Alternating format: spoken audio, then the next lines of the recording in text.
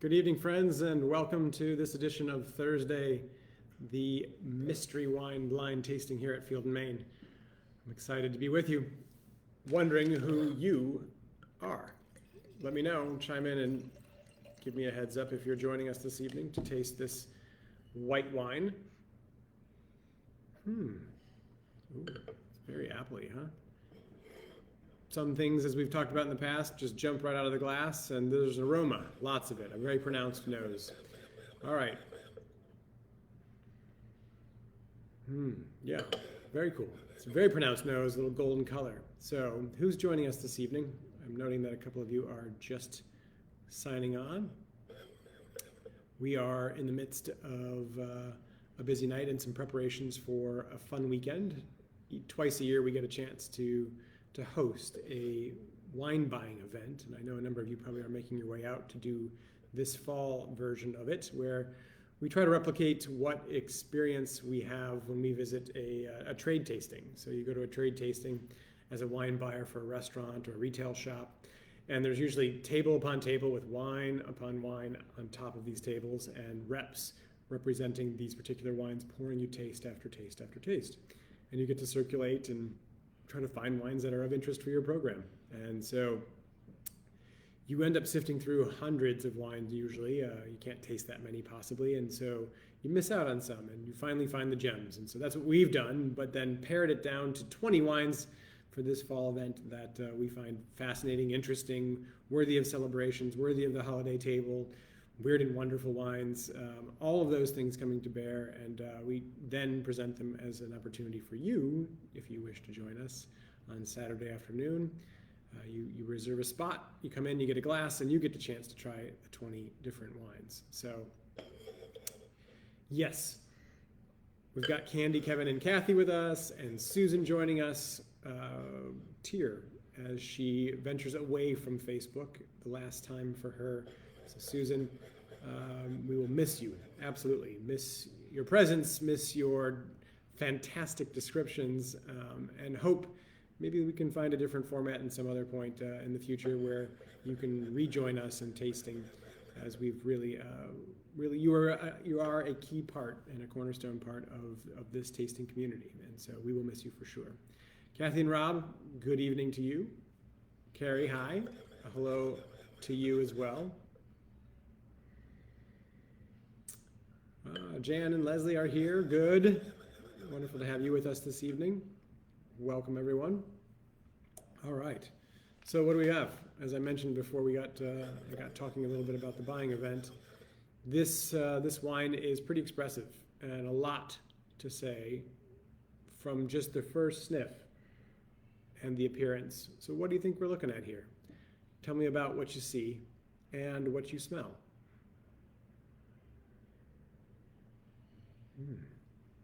So this is a wine of what kind of viscosity? This is a wine that's clear, right? What kind of color do you see?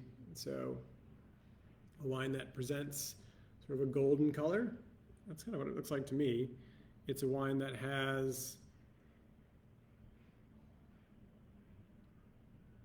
a pretty fair establishment of both a thicker tier, a slower moving tier, and then a leg that stays formed, right? And so this wine has some viscosity. It has some texture. So yes, it's slow legs and a pale gold color. The aroma of apricot. Thank you, Jan. That's great. And welcome to you, Jan and Bobby, if you're there too. Susan's saying the nose is the nose of a garden.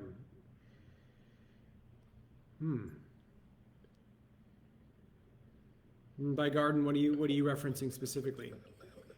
What's in the garden at the moment? Is it a flower garden? Is it a vegetable garden? Is it in the peak of summer? What kind of garden? For me, there was an immediate smell beyond the apricot, or in addition, I should say, to the apricot, but of like a yellow, golden delicious kind of apple, golden Grimes apple that has sun-kissed warmth to it. So an appley nose. Ooh.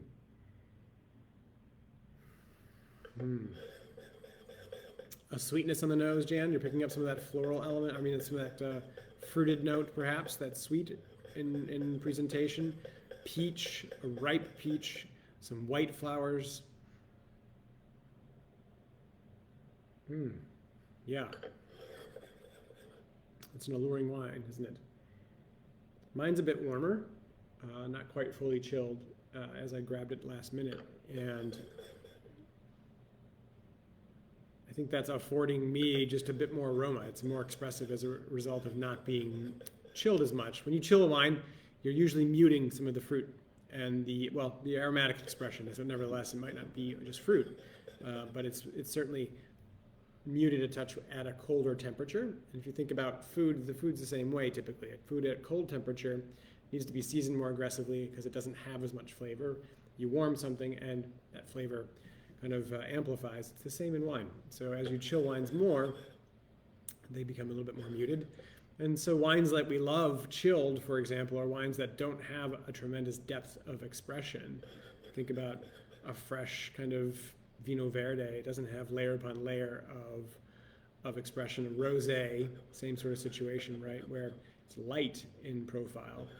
And it might have some pretty pronounced notes, but they're not necessarily so layered and nuanced that they need to be presented in a way that is a little bit warmer. So the chill on it is pleasant, is fun, and that chill is actually part of the characteristic of the enjoyment of the wine, but not necessarily a characteristic of the fermentation of the grapes that resulted in the wine. So this is a wine that has some viscosity, has some texture by way of appearance, has a goldenish color, has some riper fruit profile, and that's all to say that it might be okay that it's not quite as chilled, right?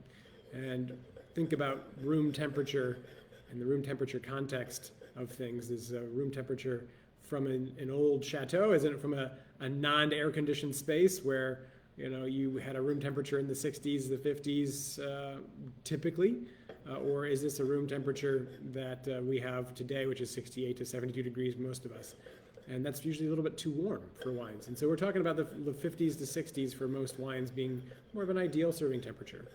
Candy is noting the grapefruit rind, a little bit of citrus, plus Jan's apricot, dried apricot in particular. Jan's also agreeing with that dried element. Citrus, lemon, maybe peel. Has a candied aroma, a fruity, sweet kind of candied profile Susan's adding. Very good. So this has got a lot going on. I'm getting to that. Echoing all of your comments there. And I'm still like, we used to have this apple core when I was a kid, this little round device that had the pie slices out of it and then a core center, a circular core in the center that you could push over an apple. And whenever you would do that, the center core of that apple had just sort of a particular smell, like the juices would just come to bear, and a really nice, ripe, fresh apple, particularly yellow apple, is what I'm smelling, a lot of it. And there is that apricot note, there is a lot of the citrus notes. So right off the bat, with those things that we're describing, what should we be considering? And Candy's adding to it honeysuckle and floral notes. And so we should be considering Chenin Blanc, we should be considering Chardonnay. What else should be in the running?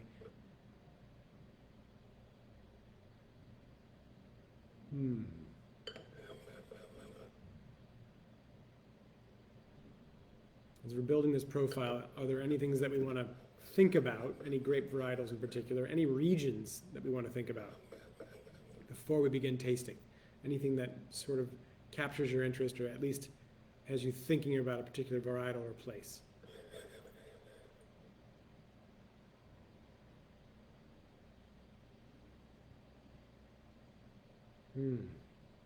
So we thought about with that viscosity and that texture, maybe we're in a warmer climate, right? So California. Bradley, you're throwing out cold climate. With that warmth and those tropical kind of notes, maybe we're in a cooler climate. That viscosity, I would say, would generally take me to somewhere that is a little bit warmer. But Chenin Blanc territory in the Loire Valley is not exactly warm per se, and so yes, we could be in a cooler climate like that. I like the idea that maybe if this were the central coast of California, somewhere California-oriented perhaps, it's got that golden color. It's seen some sun, I would think. Perhaps the varietal is imparting some of that, but even the varietal, the skin itself has had time to develop and mature, and we get a little bit of a richness in color that way.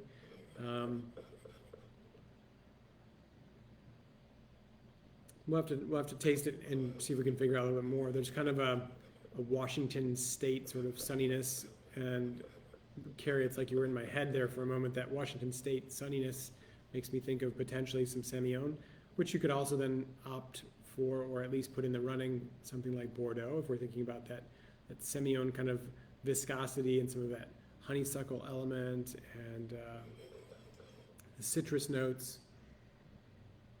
Marsanne and Roussanne. I'm not picking up a whole lot of nuttiness that sometimes I pick up from Roussanne, but Marsanne for sure, maybe a blend with a little bit of Roussanne for the texture. So yeah, this is exactly what we're trying to do. We're not trying to say like it is definitively Chenin Blanc. No, you might think that, and it might start to say that with every single sniff you get an idea of another support for the idea that's Chenin Blanc. Good, great, but also add to it what it could be otherwise. So at least you broaden your perspective to think about other regions and not pigeonhole yourself into tasting the wine and then trying to find a way to support your thesis. I don't think it's a bad thing to build a case and to have a pretty strong case going into that taste, but there's a reason to broaden it a little bit. Jan's also throwing out Chablis, adding that to the mix. Okay, good. So that goes back to Bradley's comment about a cooler climate. So this could be cooler climate Chardonnay, and a lot of apple profile comes out in Chablis. Typically it's more on the green apple side of things, but as things ripen, as climate change takes effect, which Dave McIntyre has been writing a lot about, you have a note that indicates maybe a Chablis, so Chardonnay from up that way. Petit Manseng, Torrontés, he's throwing out as well. Maybe there's not a lot of like pineapple element on the Petit Manseng side, but let's check out the acidity. And when you say Chenin Blanc, sometimes it's worth saying Petit Manseng too, at least to build that profile. And Torrontés, I would find a little bit more, I think, floral elements, but it's okay to put that in the running too. Ooh. Power suggestion, yeah, there's a little of that kind of wild floral element and some of that spice that sometimes accompanies Torrontés. All right, Viognier, Susan, yeah, I mean, we said honeysuckle and we said floral. There's peach and apricot, all of that's potential for Viognier. Yes, we should add that to it. So we've done this before a couple of times in the past with the white wine, right, where we're thinking Chenin Blanc, Chardonnay, Viognier. Marsanne Roussanne, why not? Absolutely. Semillon blend. So this is a textured white wine that can come from any of those varieties. You add Petit Manseng, which also can be textured, higher alcohol, higher acidity. Torrontés, very unique wine. So let's see. Let's see what this wine showcases on the palate. What can we verify about what we've smelled and seen? And then what varietals are still in the running, i.e., if we taste a bunch of high acid, it's less likely to be Viognier. Right? If we taste a bunch of high acid, then we can begin to more further build a case for cold climate, perhaps Chardonnay, for Chenin Blanc, for Petit Manseng, something like that with higher acid typically. All right? So let's taste.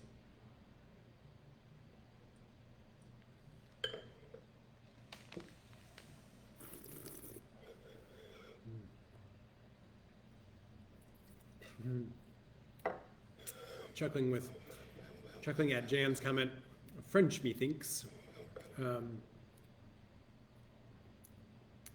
Wow. That's weighty. And by weighty, I'm in the nearly whole milk camp. This has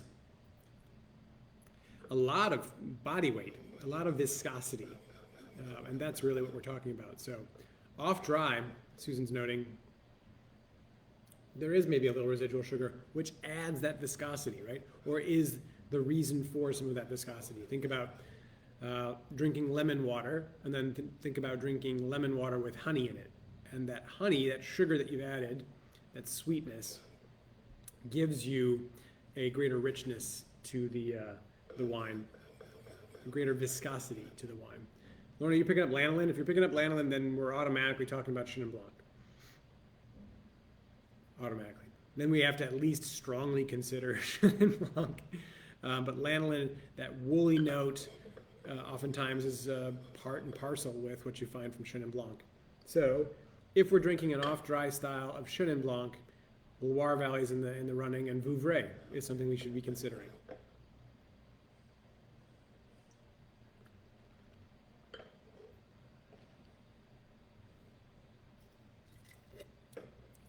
Let's dial in here. Where's the acidity? The body weight we talked about being pretty robust. The off dry dryness kind of spectrum, we have a little bit of that off dryness. Are you salivating? Are you salivating for quite a while? Is the acidity pronounced? Is it powerful? And how about the alcohol? Is it on the higher side? On the lower side? Where is it?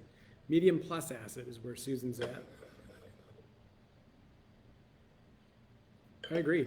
It's got a lot of acidity. I'm getting a little bit of burn in the throat. I think there is a little bit of an intensity here that indicates maybe a little higher alcohol, which is interesting with the potential for some residual sugar here too.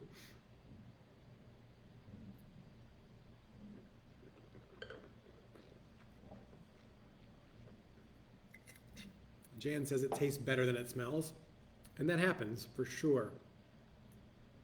I was pouring some wine on a table the other night, and one person said, I smell nail polish remover, which is the real key indicator of volatile acidity, and that was definitely the case in the wine. There was some volatile acidity, and sometimes a little bit is intriguing, but there are all kinds of descriptors for the aromas in wine that we note. Sweat socks, cat pee, gooseberry, right? Things that you just aren't pleasant smells typically, but then you find yourself uttering that, going, and I'd like another glass. Only in wine does that really happen. But so yes, it has a great texture on the palate. It has a higher medium plus, kind of venturing on high acidity. It has a little bit higher and warmer alcohol profile. I'm trying to work a little bit on that sweetness that Susan's now saying could be from fruit flavors and high alcohol, because alcohol comes from that sugar or that kind of potential residual sugar. Sometimes you get something that's dry and has a fruit flavor to it. Because it's high alcohol, it can be something that messes with your perception. Kathy says, Rob said it's going well with our salmon. Oh, awesome. Yeah. There's a versatility to this wine for sure, thanks to the texture and the acidity. And I'm pretty comfortable with the idea of Chenin Blanc. But let's dig into the whether it's dry or not. On the finish, after you've had a sip, is there a lingering quality of sweetness? Disregard the fruit characteristics, which can be tricky. Think about the sweetness at the finish. Does it taste sugary? You have that sweet perception of the taste as opposed to the flavors that accompany that reflect or echo an actual sweetness.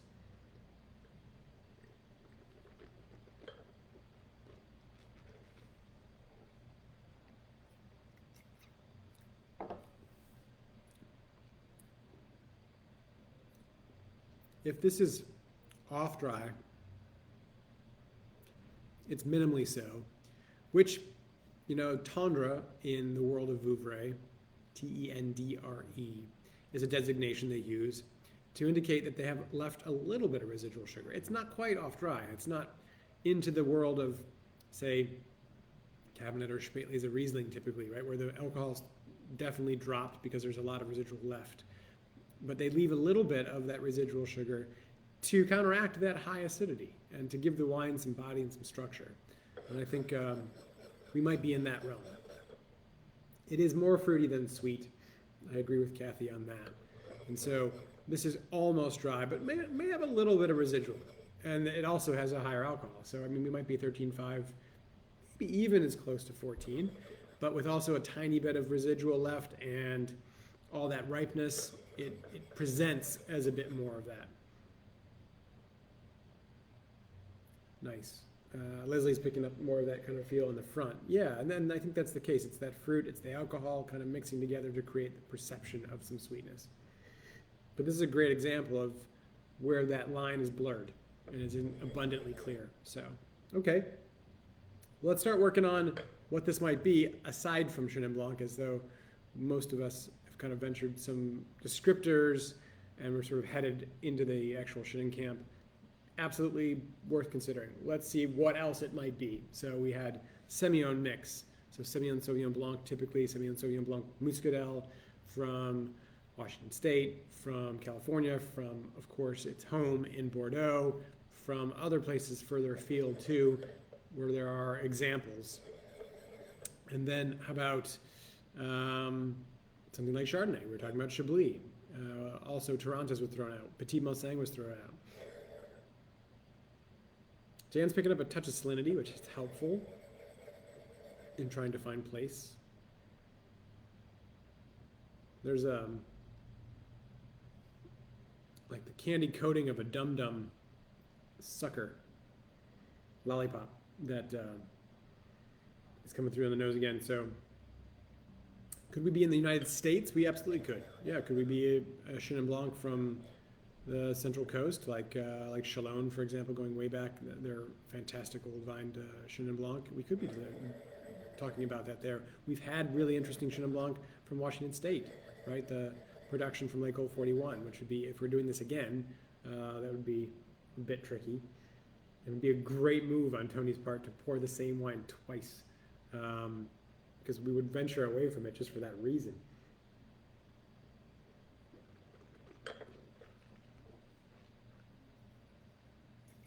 We could be talking about, also, if we're talking about Chenin Blanc, we could be talking about it from South Africa, where you typically find it more dry and a little bit more austere in its presentation, but it could have that ripeness. What about Viognier? We talked about Viognier being an option because of the floral notes, the honeysuckle notes, the apricot peach notes. All of those elements certainly are things you could find in Viognier. What about the acidity here for Viognier?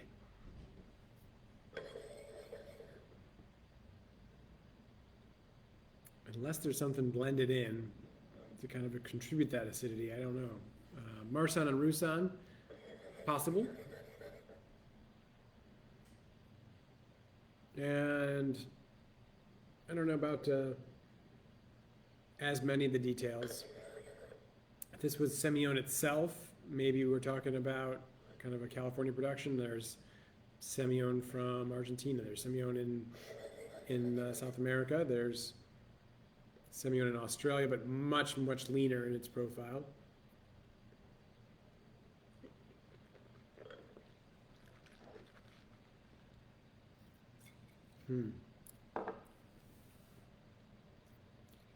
I like the idea of, or at least the question of this, could this be US from Candy? Because I'm not sure this is French. It fits the descriptors of Vouvray, for example. I don't think you'd have a bad guess there. But it just seems a little bit more ample than what you might find there. And so going somewhere like Monterey or Central Coast Chenin Blanc seems a touch more appropriate, where you might have a little bit more inland place that has a little bit more warmth and gives you just a more voluminous expression of Chenin Blanc.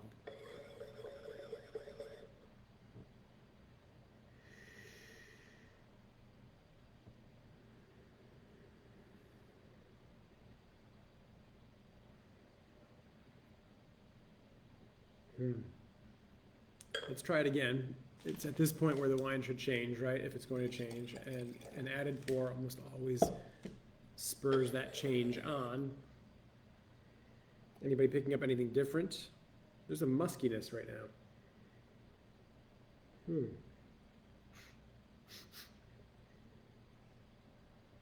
It's kind of almost maybe it's just the wine itself being open a touch more, but it's a little bit more oxidative, like where that apple that was freshly cored in my earlier description is now starting to brown a little bit. And yes, I think that makes us, or should make us, consider Chardonnay. At least we should talk our way through it. So if this was Chablis, this would be pretty ripe Chablis. Higher alcohol, more of that ripe apple, kind of venturing even into stewed apple. So let's say it wasn't Chablis. Could it be a Southern French, Southern Burgundy kind of Chardonnay, something from the Macon or the Chalonnais? Maybe. It doesn't have an oak signature much to speak of, does it? I'm not picking up a whole bunch of spice. I'm not picking up that popcorny note. I'm not picking up a kernel note. I'm not picking up anything nutty.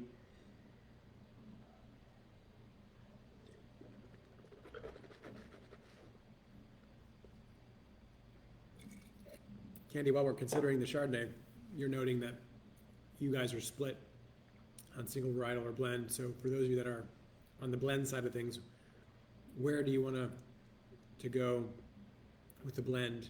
And Jan's noting Chile.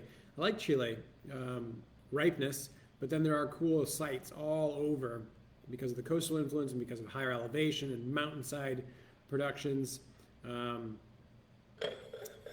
So maybe we're talking about a pretty straightforward kind of neutral barrel. I'm not getting like a stainless steel profile, but there's a real ripeness to this. And so maybe this is a particular wine with a blend element to it.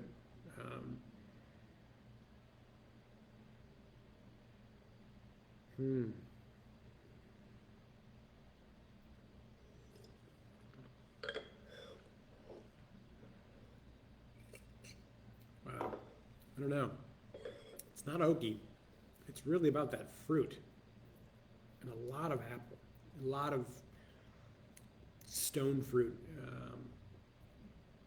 It's still very present. It's getting a little more savory on the back end. There's a little, what you might describe as kind of a bitterness, but a phenolic bitterness, a grapiness that's advanced and something like skin elements, not skin contact, but skin tannin. It's like this got this little textural flavor note to it at the back end.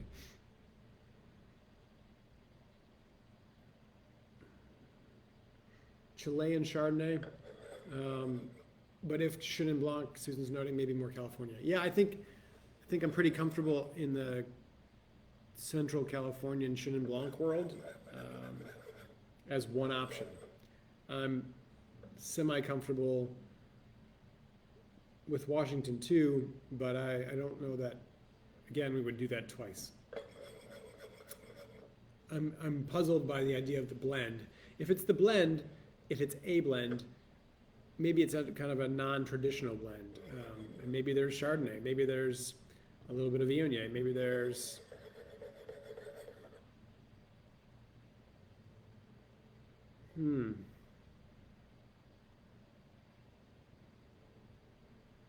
yeah, I'm not positive on that. That's interesting.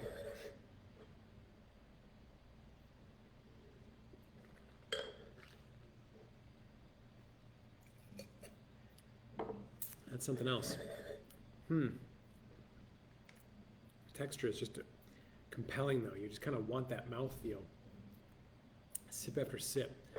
Okay, so are we all of the mind that we're kind of in the new world as opposed to the old world? I think I'm pretty comfortable walking away from, say, a Chablis call or a Burgundy call on the Chardonnay side of things. I don't think this is Chenin Blanc from the Loire Valley, and I got a chance to try a couple today, and so it's a little bit more top of mind, top of palate. I don't think this is South African either. There's just a richness and a ripeness to this that seems a little bit more Californian, so I'm a touch more comfortable with kind of a new world. Is this Chilean Chardonnay? And to that, I would respond, it's possible. I'm not. Is it Washington Chardonnay too, for that matter? It could be. But I think it has a higher alcohol. I think it's New World. It has a medium plus acidity. And if we're talking about, let's go back for a second, to Chardonnay in the New World, if we're talking about like Washington Chardonnay, would it have this level of acidity? Or would it be just a bit more tamed? And I think it would be a little bit more tamed. And so Chenin Blanc's still in the running because it has high acidity typically, no matter what. Chardonnay, I like that for that reason, the Chilean idea. Because there's a little bit more potential for some acidity, but I'm not sure we would have then this level of ripeness. So that takes me back to Chenin Blanc, lanolin, that beeswaxy element, that honeysuckle, the floral note. There's all kinds of reasons to think about Chenin Blanc. And then should we rule out Semillon from the New World? And that could be something here too. There's just this power acid, the power apple element that always is a tell for me for Chenin Blanc. So I think I'm gonna go. This is from a youth standpoint. It has a really kind of goldenish color, but I don't know that that's indicative of too much age. I'm gonna say this is pretty moderate in age, like 3 to 5 years of age, 2 to 4. So I'm comfortably more like 3 to 4 years of age on it. And Chenin Blanc from the New World, let's say California. So 2018, 2017, Chenin Blanc from California, from like the Central Coast area, if I'm going to try to be specific. Maybe a little bit more inland, like San Luis Obispo or Edna Valley, something in and around Chalon and kind of that realm there. But it's my final stake. Where are you guys going? Well, Susan, you're going to guess Chilean Chardonnay, and you typically only get one right. Hopefully, if this is your last one for a period of time, then you get this one right. That would be a great way to go out. New World Chenin Blanc for Kathy and Rob. I like that. Feel supported in your call. Jan's voting for Semillon. I think that's fair too. What we've just done is really, I mean, in quick form too, rule out some things that we didn't talk about specifically, right? We used to have to go like, could it be Riesling? Could it be Sauvignon Blanc? Could it be? And we went through a whole list of things that we would go through kind of more typically, and it's shifted. So Semillon Sauvignon Blanc from Chile, I like that too. But what we kind of centered in on was the textural element, the ripeness, the high level of acidity. Those things lead us in a certain place, and then you make an educated guess. That's what we've done. So 2 in France now, and Kevin in California. So, oh wow, you guys are going old world. Okay, let's see. Oh my gosh. Holy cow. No clue that we were here. Puy Fumé, Sauvignon Blanc from the Loire Valley, 13.5. Completely misread the wine, 100%. I would never in a million years think this was Sauvignon Blanc. So, wow. I would be more likely to guess Puy Fuissé than Puy Fumé. Puy Fumé is in the north, or excuse me, is in the eastern part of the Loire Valley, near Sancerre. That little bit of mineral saltiness that Jan picked up early on would be part of the tell, but nothing about this to me, and this is from 2019, indicates that this wine is Sauvignon Blanc. I don't know if I've got a funny bottle, but I think you guys hopefully would have said, no, you're tasting something strange. It's got a golden color. It's totally different. Are we all tasting the same wine? I want to make sure. That's befuddling to me. So I stand by what we talked about. This should be Chenin Blanc. This should be Semillon. This should be something else. Not Sauvignon Blanc from the Loire Valley. Wow. I have a hard time with this one. That's okay. I'm not sure, though, as oftentimes you find an opportunity to learn something from wines you get completely wrong. I don't know that I could take these profile notes and say, I'll think about Puy Fumé next time. Maybe. And we don't get a chance to try as much Puy Fumé as we do, say, Sancerre. So it's a tasty wine. There's no doubt about that. Susan had a Sauvignon Blanc open and compared them, and they're not really similar. So yeah, this is just a left field number for me. I'm gonna have to pour this for Tony and see if he recalls tasting this way, or if he just happened to buy this because it was a great value. Yeah, Kathy, 100%. This is Tony's trick or treat, and it's more on the trick side. It happens to also be a treat to drink it, and certainly a treat to share it with you guys. But wow, this one will go down as perhaps one of the most challenging wines that we weren't even in the ballpark for. I mean, a couple of us were throwing out Sauvignon Blanc to go with Semillon, but not from the Loire Valley in particular. In fact, we walked away from the Loire Valley saying, I don't know, the ripeness here just seemed to indicate otherwise. And this has got 13.5 alcohol. So maybe it's a little higher, but Everything about this presented different. You do this long enough, right? More frequently enough, and you're humbled by a wine, and that's okay. That's perfectly all right. Because at the end of the day, you always have a wine in your glass. So, to that, cheers to Susan. Thank you for joining us. Kennedy, thank you for your comments. To all of you, appreciate taking the tour with you. I've shared this with many guests who ask. We just built in August the new kind of entranceway, and my brother's former coat rack that was in the old entryway has now been repurposed and holds a little stand of our mystery wines. And folks are asking, what is this mystery wine thing, and how does this work? And I'll talk to them a little bit about it and share how much of a collective effort it is. It's not me telling you what we're tasting. It's not me kind of saying, well, this is what it is. It's your thoughts, your feedback, your collaboration that makes our kind of eventual guesses much more informed and far better than I could do on my own. And so we swing oftentimes and hit it out of the park together, and we swung and missed. We whiffed this one, but I think it was meant to try to trick us. So anyway, thanks for everybody for joining this week. We will certainly miss you, Susan, but you're not going away. You can come in and dine and see us and come back and eat with the Burses as you have in the past. And we'll see you at another point, certainly around the table with food and wine. And until then, and for all of you, I'll see you back here at some point, whether on the chat or in the restaurant. Cheers. Have a great week. Talk to you soon. Bye-bye.